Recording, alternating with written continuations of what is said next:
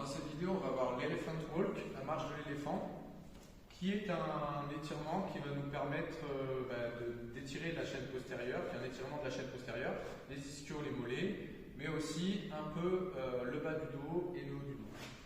Donc, l'idée c'est de reproduire une marche un peu pâteau comme une marche d'éléphant, quand il marche tranquillement.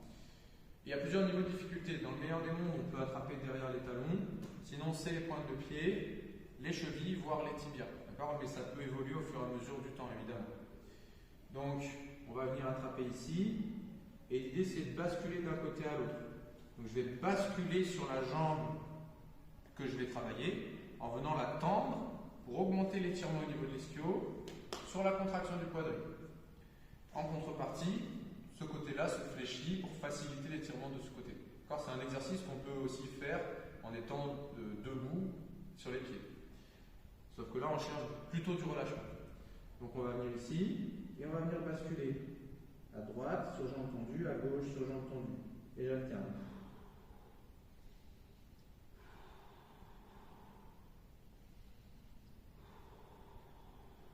D'accord, là je le fais assez vite, mais ça peut être fait plus lentement en fonction du ressenti de chacun et dans l'objectif de se détendre. Donc ce qu'on va faire, c'est plutôt considérer un temps de travail qu'un nombre de répétitions.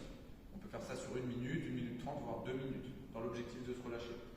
Si on veut le faire d'une façon plus active, ça dépendra de l'intention qui est demandée dans votre programmation, on peut chercher de façon active à fermer l'angle entre le nombril et la cuisse à chaque extension de jambe.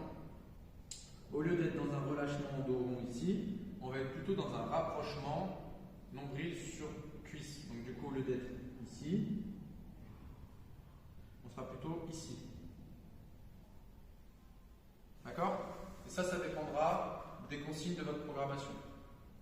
À vous de jouer!